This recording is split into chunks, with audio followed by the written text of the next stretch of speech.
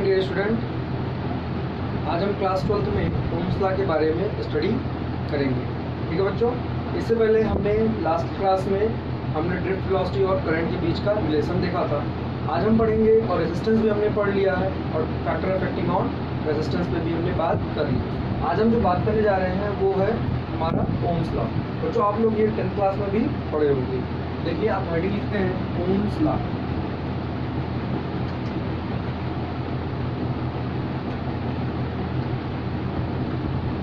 जो इसकी डेफिनेशन क्या होती है, सबसे पहले हम डेफिनेशन पे आते हैं। डेफिनेशन लिखते हैं, if all the physical quantity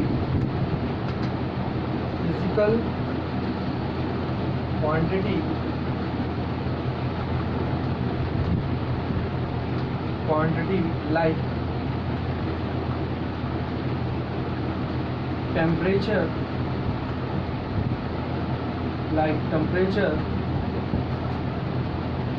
and pressure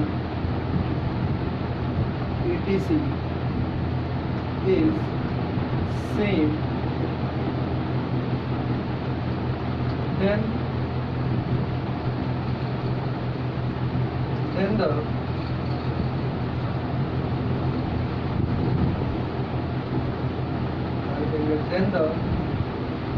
the potential difference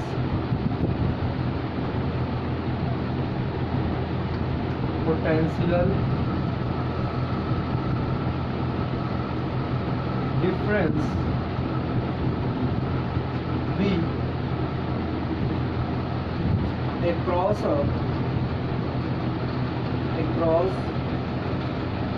ends of conductor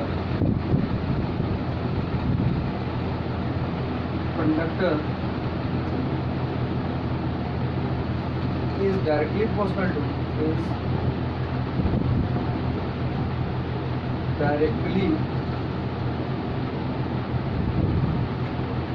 proportional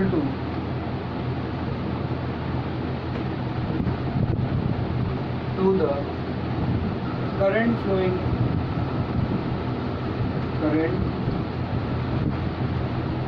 in the conductor, current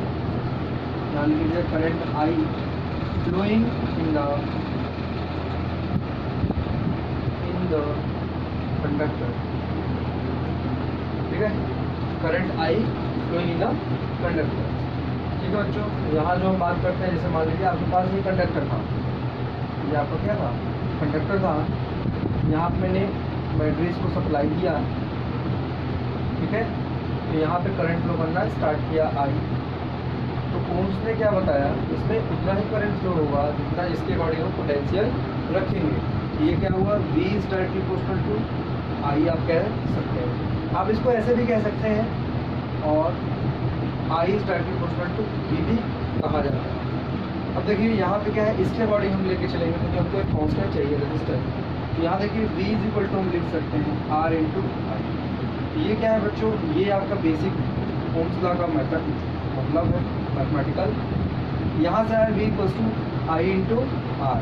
तो यहाँ पे देखिए R क्या है, रेजिस्टेंस ऑफ कंडक्टर होगा। R क्या है, इसको बोलते हैं प्रोपोर्शनलिटी कांस्टेंट। R क्या है, प्रोपोर्शनलिटी कांस्टेंट। क्या होता है, प्रोपोर्शनलिटी कांस्टेंट है, जिसको हम बोलते हैं रेजिस्टेंस ऑफ अ कंडक्टर। इसका नाम क्या दिया गया, रेजिस्टेंस। बच्चों रेजिस्टेंस के बारे में हमने लास्ट लेक्चर में स्टडी कर ली है, ठीक है। तो देखिए यहाँ पे क्या बोलते हैं, रेजिस्टेंस ऑफ कंडक्टर ये हो गया V equals to I into R हो गया। ठीक, अब देखिए ध्यान से, इसकी यूनिट वगैरह के बारे में आपने पढ़ा भी है। अब यहाँ देखिए R लिखेंगे तो R इक्वल्स टू क्या लिखेंगे, बाई आई। ये फार्मूला भी आपने देखा था, ठीक है। अब हम आते हैं इसके डेरिवेशन पे, बात करते हैं। ओम्स लॉ का डेरिवेशन हम देखते हैं। पहले आप इसको नोट कर लीजिए, फिर इसका ग्राफ और डेरिवेशन हम डिस्कस करते हैं। नोट कर लीजिए इतना कोई।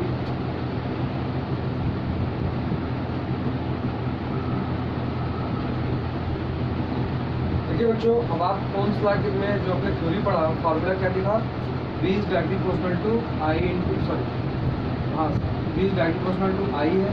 और इससे हमने फार्मूला देखा V equal to I into R. बच्चों ध्यान दीजिए, इसका ग्राफ के बारे में बात करने जा रहे थे। तो ग्राफ देखिए कैसा बनता है इसका ग्राफ कुछ ऐसा आएगा। पोटेंशियल अगर आप इसमें कहाँ लेंगे, वाई एक्सिस पे, आई कहाँ लेंगे, एक्स एक्सिस पे। तो यहाँ जो ये ग्राफ बनेगा स्ट्रेट लाइन ग्राफ बनता है बच्चों। मान लीजिए किसी एंगल थीटा से अगर इंक्लाइंड है तो हम जो ये वैल्यू जो मिलती है यही क्या है, आर है। ये क्या है, कांस्टेंट। ठीक है, बेसिकली देखिए आर इक्वल्स टू आपने लिखा वी बाई आई। यहाँ देखेंगे आप लिखेंगे द स्लोप ऑफ, पॉइंट लिखेंगे the slope of V I graph. कौन सा ग्राफ, V I graph shows the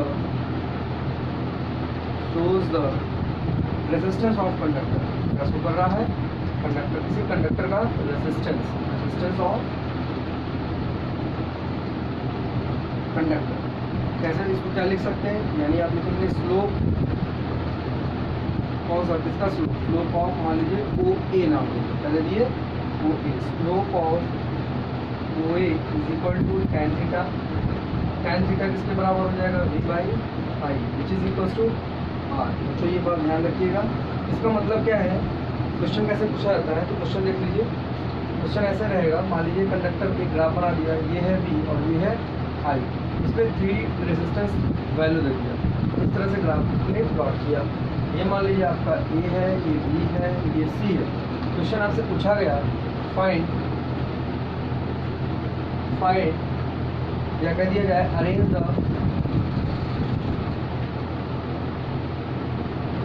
the decreasing order of their resistance. Decreasing या इंक्रीजिंग कोई भी बोले, डिक्रीजिंग ऑर्डर ऑफ रेजिस्टेंस यानी आर। ठीक, अब इसमें क्या करेंगे, आपको लेकिन करना कैसे होता है, इसका स्लोप देखिए, मतलब स्लोप का मतलब tan थीटा एंगल देखिए। अब tan थीटा में थीटा की वैल्यू अगर बढ़ती है तो tan थीटा की वैल्यू भी बढ़ती है। अगर tan थीटा इंक्रीज करेगा तो रेजिस्टेंस की वैल्यू भी क्या होगी, बढ़ेगी। तो यहाँ देखिए कैसे बनाएंगे, ये एंगल अगर हम मान लें θ1, ये एंगल आप ले लीजिए θ2, और ये बड़ा वाला एंगल कितना ले लो, θ3। ठीक है, तो यहाँ देखिए आप लिखेंगे डिक्रीजिंग ऑर्डर में θ3 greater than θ2 is greater than θ1, यानी ये कैस की वैल्यू है, tan θ3 is greater than tan θ2 is greater than tan θ1। यहाँ लिख लीजिएगा tan θ1 है। अब tan θ3 किसके लिए है, θ3 सी के लिए, यानी रेजिस्टेंस इसका सी का ज़्यादा है comparison to resistance B A का, is greater than resistance B. मतलब सबसे लोवेस्ट रेजिस्टेंस किसका है, बी का रेजिस्टेंस सबसे कम है और सी का रेजिस्टेंस सबसे ज़्यादा। और मॉडरेट रेजिस्टेंस मतलब दोनों के बीच में कौन आ रहा है, आर ए आर। ठीक है बच्चों, ये ग्राफ है। इस ग्राफ को जो बोलते हैं, ये जिस कंडक्टर में ये ग्राफ होता है, एक टर्म यूज़ करते हैं ओमिक कंडक्टर। ये सब ग्राफ जो बनाए जाते हैं वो कैसा है, ओमिक कंडक्टर बोलेंगे। क्या बोलेंगे, ओमिक कंडक्टर। ओमिक कंडक्टर मतलब बच्चों, ओमिक कंडक्टर जो होता है बेसिकली वो ऑल मेटल्स में होता है। क्या होता है, जितने भी मेटल, अप्रॉक्सीमेट जितने मेटल आपके हैं वो ओम्स लॉ को ऑबे करते हैं। मतलब जितना पोटेंशियल देंगे उसकी अकॉर्डिंग उसमें करंट फ्लो करती है। ये इस तरह कंडक्टर को जो ओम्स लॉ ऑबे करे उनको बोलते हैं ओमिक कंडक्टर। एक वर्ड है दूसरा नॉन ओमिक। क्या वर्ड है बच्चों, नॉन ओमिक। देखिए नॉन ओमिक क्या होता है,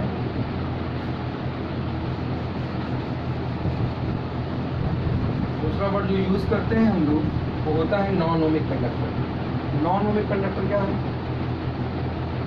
नॉन ओमिक नाम से पता चल रहा है, नॉन ओमिक कह दिया। नॉन ओमिक का मतलब है ओम्स लॉ को जो ऑबे नहीं करता। नॉन ओमिक का मतलब those conductor which does not obey, which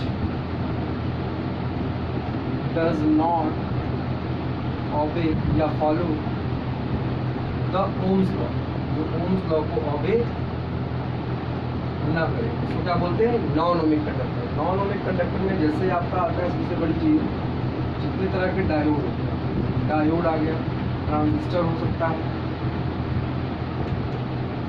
ठीक है, इस तरह एंड ETC आप लिख सकते हैं। और भी एग्जाम्पल इसके आपको बुक्स में मिल जाएंगे।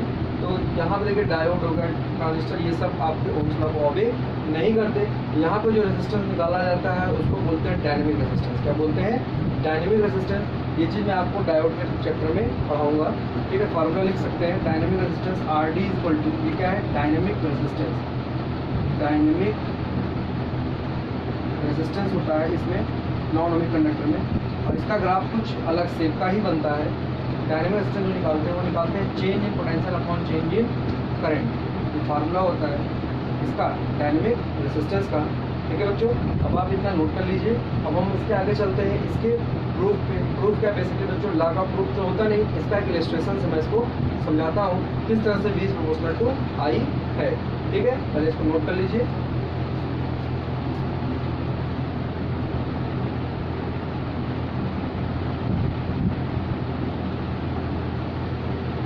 देखिए बच्चों, हम यहाँ करने जा रहे हैं ओम्स लॉ का प्रूफ या इलस्ट्रेशन, उसको समझाते हैं किस तरह से V is proportional to I होता है।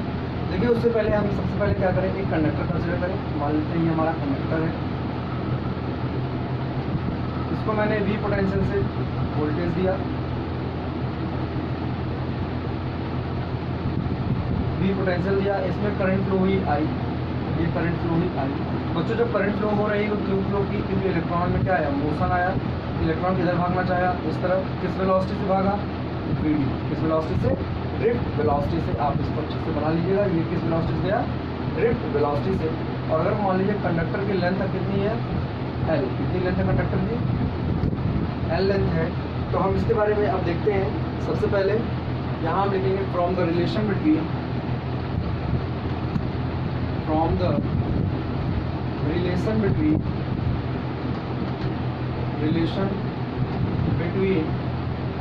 Current and drift velocity. कौन सा रिलेशन बच्चों? करंट और ड्रिफ्ट वेलोसिटी। यहाँ लिखेंगे current and drift velocity, drift velocity of electron. देखिए फार्मूला क्या हमने पढ़ा? I इक्वल्स टू NE जो आई होप आपने इसकी सबकी मीनिंग जानते होंगे। आई देखिए पहले मैं बता देता हूँ। आई क्या है? करंट है। N क्या है? Number of free electron per unit volume. E charge of electron. A area of conductor. VD क्या है? Drift velocity of electron. इसकी एरिया मान लीजिए कंडक्टर की क्या है? अब देखिए यहाँ से हमने ये लिखा। अब ड्रिफ्ट वेलोसिटी का फार्मूला क्या होता है उसको लिखते हैं। देखिए I इज इक्वल टू, यहाँ लिख सकते हैं I इज इक्वल टू क्या लिखेंगे? NEA। VD का फार्मूला होता है बच्चों E, और E क्या है? इलेक्ट्रिक फील्ड है। ये देखिए इलेक्ट्रिक फील्ड का डायरेक्शन बना लेते हैं। ये मान लीजिए इलेक्ट्रिक फील्ड का डायरेक्शन कैपिटल E है, ठीक है। तो देखिए E upon M mass of electron into tau. Tau क्या होता है? Relaxation time. और यहाँ देखेंगे इस पर जब सारी चीज़ सॉल्व करते हैं I इक्वल्स टू क्या मिला? NE square A by M, और यहाँ ऊपर टाउ इंटू इलेक्ट्रिक फील्ड, ये मिला बच्चों। अब देखिए यहाँ पे हम लिखेंगे I इज इक्वल टू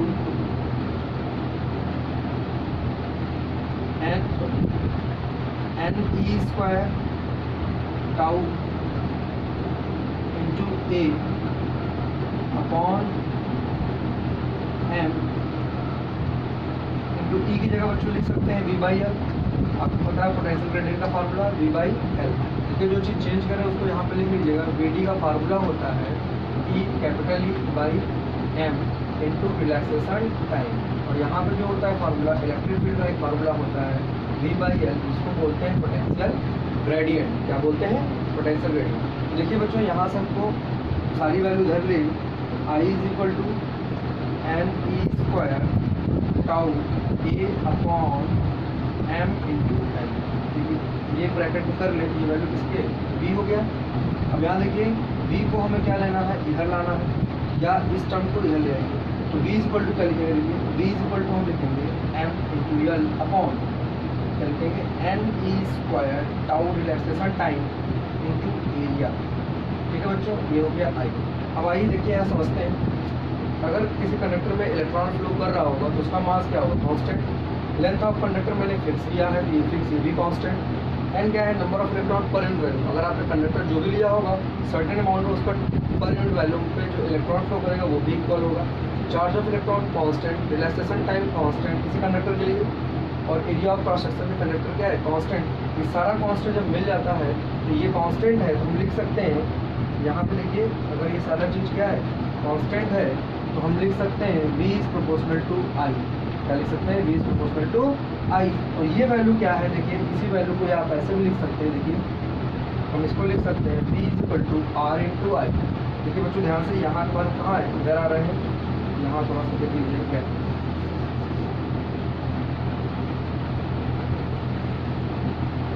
ठीक, यहाँ जो रिलेशन था मैंने ये यूज़ किया उसको यहाँ लिख रहा हूँ, E is equal to V by L मैंने यूज़ किया, पोटेंशियल ग्रेडियंट है। ठीक, यहाँ देखिए हम इसको लिख सकते हैं V is equal to R into I। R क्या था, कांस्टेंट, R ई रेजिस्टेंस। तो यहाँ से देखिए अगर R हटा दें अब तो V is proportional to I आएगा। और R की क्या वैल्यू होगी, R जो कंपेयर करें रेजिस्टेंस किसके बराबर है, देखिए यहाँ ध्यान से M L अपॉन N ई स्क्वायर टाउ, N ई square tau relaxation time into area. ठीक है बच्चों, अब यहाँ से देखिए रेजिस्टेंस के बारे में और अगर स्टडी करें तो ये देखिए M upon N E square a, sorry N E square tau into L by a. अगर ध्यान हो आपको तो अगर कंडक्टर की लेंथ अगर बढ़ाते हैं रेजिस्टेंस वैल्यू बढ़ती है तो ये वैल्यू क्या हो गई तब, रेजिस्टिविटी क्या हो जाएगी, रेजिस्टिविटी। यहाँ देखिए इसको ऐसे भी लिख सकते हैं R, ये देखिए प्रूफ यहीं पे खत्म हो गया, मैं क्वेश्चन को और आगे बढ़ाते हुए चल रहा हूँ। R इक्वल टू ये किसके बराबर है, रेजिस्टिविटी रो, और ये क्या लिखे L बाई ए। अब इन दोनों कंपेयर कर लिया जाए तो रो की वैल्यू क्या आएगी, rho is equal to mass of electron upon N E square tau. बच्चों ध्यान रखिएगा जो भी मैंने बॉक्स में बनाया है ये सब फार्मूले आपके यूजफुल होंगे। ठीक है, यहाँ देखिए R की वैल्यू क्या है, M N E square tau L by a. और ये जो होती है किसी मटेरियल की प्रॉपर्टी, मास ऑफ इलेक्ट्रॉन जो होगा ये मटेरियल की property, number of electron per unit value ये भी मटेरियल के अंदर है, चार्ज ऑफ इलेक्ट्रॉन एक मटेरियल के अंदर है, टाउ क्या है, रिलैक्सेशन टाइम भी मटेरियल के अंदर ही है। ठीक है, लेंथ जो होती है वो इंक्रीज और डिक्रीज टेम्परेचर के साथ हम कर सकते हैं। तो यहाँ पे जो रेजिस्टिविटी है वो क्या हो गई, फिक्स हो गई, वो मटेरियल की प्रॉपर्टी है। रेजिस्टेंस और length of conductor area of cross section पे डिपेंडेंट नहीं होता। यहाँ पे मैंने इस बात को आपको समझाया। ठीक है बच्चों, पहले आप इसको नोट कर लीजिए, फिर हम आते हैं अपना नेक्स्ट टॉपिक है ohms law in vector form. तो सबसे पहला काम आप इसको नोट कर लीजिए बच्चों, ये चीज़ आप याद रखिएगा, ये सब चीज़ें जो मैंने लिखा है बॉक्सेस में इसको आपको अच्छे से याद होना चाहिए। तो ये मैंने बताया कि क्या है, R के बराबर है, तो R मैंने यहाँ लिख दिया, R की वैल्यू मैंने आपको दिखा दिया। ठीक है, तो अब आपको चलते हैं नेक्स्ट लेके कहाँ पर, ohms law in vector form. Note down.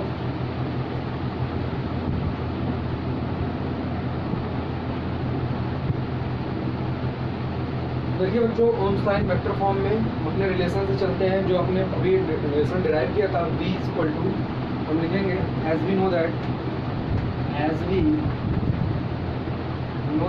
क्या हम जानते हैं, जो भी मैंने फार्मूले का था पोटेंशियल का वो क्या था, M L upon N E square tau into area A bracket के बाहर I, ये मैंने लिखा था।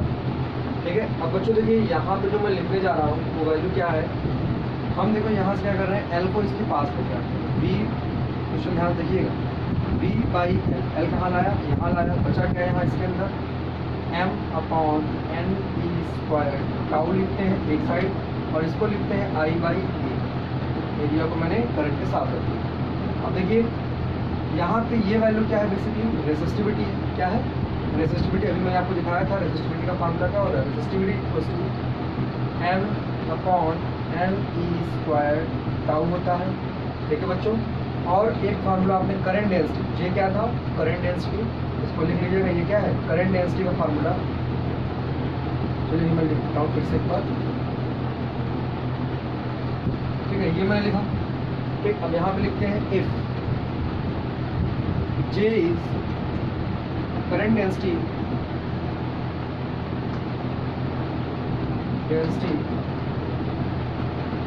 देन क्या लिख सकते हैं, J इज इक्वल टू, हमने पढ़ा है फार्मूला क्या होता है, करंट पर यूनिट, क्या पढ़े बच्चों, करंट पर यूनिट एरिया। देखिए यहाँ पे हम लिख सकते हैं, इसके प्लेस पे क्या लिखा जा सकता है, J, क्या लिख सकते हैं जी देखिए यहाँ पे ये क्वेश्चन नंबर आप मानिए फर्स्ट, ये हो गया second. And we also know that, और हम क्या जानते हैं, and we also know that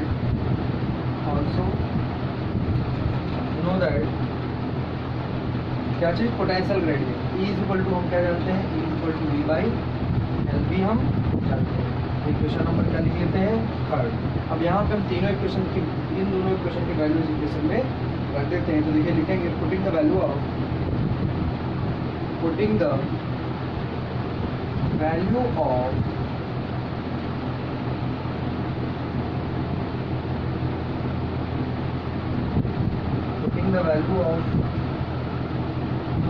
value of का लिखते हैं from equation first second and third direct लिख देते हैं। यहाँ लिखेंगे from equation first, equation second and equation third. ठीक है बच्चों, अब ये सब वैल्यू हम देख के रखते हैं। देखिए यहाँ वैल्यू क्या मिलेगी, हम इस साइड देख लेते हैं। देखिए बच्चों यहाँ पे लिखा है v बाई एल, क्वेश्चन में क्या लिखा है, v upon L is equal to, उसको मैंने क्या मान लिया, रेजिस्टिविटी, यानी हो गया रो। और देखिए ये क्या लिखा होगा, करंट पर यूनिट एरिया लिखा होगा। क्या लिखा है, करंट पर यूनिट एरिया। यहाँ हम लिख सकते हैं करंट डेंसिटी, क्या लिख सकते हैं, जे लिख सकते हैं, या ऐसे ही लिखिए पहले, इसको लिख सकते हैं करंट अपॉन एरिया। बच्चों देखिए v बाई एल को क्या लिखा गया, इलेक्ट्रिक फील्ड, यानी ये हो गया ई, ये electric field is equal to ये डेंसिटी, ये क्या है, करंट डेंसिटी जी। ठीक है, अब देखिए आपने ये पढ़ा है, रो क्या है, कंडक्टिविटी, रो क्या होती है, सॉरी रो आपकी होती है रेसिस्टिविटी। यहाँ पे रो क्या है आपका, रेसिस्टिविटी।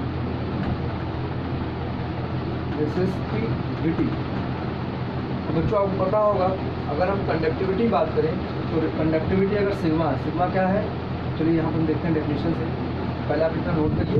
तो ये क्वेश्चन नंबर हम मान लेते हैं 4, क्या मान लें, 4। ठीक है, अब देखिए इसके आगे चलते हैं। आई होप आपने नोट कर लिया होगा। वीडियो को पॉज करके बच्चों आप नोट्स प्रॉपर वे में बनाते रहिए। ठीक है, अब देखिए यहाँ से हम क्या लिख सकते हैं, now if sigma is conductivity of conductor having resistivity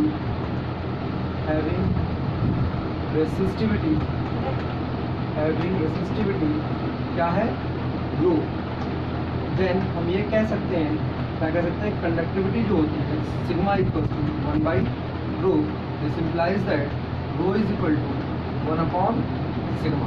देख सकते हैं, ये क्वेश्चन नंबर हम 5 मान लेते हैं। अब 4 और 5 को देखते हैं, फ्रॉम इक्वेशन 4 एंड इक्वेशन 5। और इक्वेशन बच्चों 4 और 5 को देखें तो क्या लिख सकते हैं, electric field E is equal to conductivity sorry resistivity into current density दिया हुआ है। यानी इलेक्ट्रिक फील्ड अगर देखें इक्वेशन से तो कंडक्टिविटी की जगह सॉरी रेसिस्टिविटी की जगह हम कंडक्टिविटी लिख सकते हैं अपॉन सॉरी इंटू जे, यानी जे इज इक्वल टू हमने क्या लिखा, सिग्मा इंटू इलेक्ट्रिक। बच्चों ये है आपका सॉरी ये जो आपका है ये आपका Ohm's law in vector form है, ये आपका जे है। आप लिख सकते हो J is equal to sigma into electric field. ये आपको क्या हो गया, फार्मूला हो गया, और ये डेरिवेशन भी आपको प्रूफ हो गया कि हाँ ये ओम्स लॉ का वेक्टर फॉर्म भी यही है। ठीक, और आपको उसके पहले मैंने ओम्स लॉ के बारे में स्टडी किया। तो बच्चों आज की वीडियो में बस इतना ही। ठीक है, क्योंकि आपको मैंने आज ओम्स लॉ पूरा पढ़ा दिया है। अब नेक्स्ट लेक्चर में हम आगे आएंगे, टेम्परेचर कोएफिशिएंट के बारे में बात करेंगे। और आपका एक चीज़ है सिलेबस में नहीं है, वो है कॉम्बिनेशन ऑफ रेजिस्टेंस। बच्चों वो है नहीं सिलेबस में, इसका मतलब ये नहीं कि आप न्यूमेरिकल नहीं सॉल्व करेंगे, न्यूमेरिकल करेंगे आप। बेसिकली आपको फार्मूले इसके पता है, मैं एक बार आपको रिकॉल करा देता हूँ, आप इसको नोट कर चुके होंगे, मैं थोड़ा रिकॉल करा दूँ, आप उसको खुद से पढ़ लीजिएगा। अगर क्वेश्चन आता है तो आप कर सकते हैं। ठीक है, लेकिन सिलेबस से कॉम्बिनेशन ऑफ रेजिस्टेंस हटा दिया है और कलर कोडिंग भी आपका हट चुका है इस बार के सिलेबस में। देखिए यहाँ पे हम बता देते हैं कॉम्बिनेशन एक बार। बच्चों देखिए बहुत ही बेसिक है, ये चीज़ आप 10th में ही पढ़े हो। ठीक है, कॉम्बिनेशन ऑफ रेजिस्टेंस में आपने पढ़ा है पहले सीरीज़ के लिए जो रेजिस्टेंस का फार्मूला होता है, सीरीज में क्या करते थे हमने, आर इक्विवेलेंट का लिखते थे, R1 plus R2 plus R3 plus and so on. ठीक, पैरेलल के लिए क्या लिखा गया था, पैरेलल के लिए था 1/R equivalent is equal to 1/R1 plus 1/R2 plus 1/R3 plus and so on. इस तरह से बच्चों ये सब चीज़ें थी, इस पर आप देख लीजिएगा एक बार, अपने से खुद से अपने नोट्स में लिख लीजिएगा। सिर्फ इसकी ज़रूरत है, थोड़ा बहुत न्यूमेरिकल में यूज़ होगा, क्योंकि आगे अगर हम पढ़ाते हैं लॉ वगैरह भी, कुछ लॉ है किरचॉफ लॉ वगैरह, उनमें भी इनकी रिक्वायरमेंट हो सकता है, तो इसलिए आप ज़रूर पढ़ के नोट्स बना लीजिएगा खुद से ही।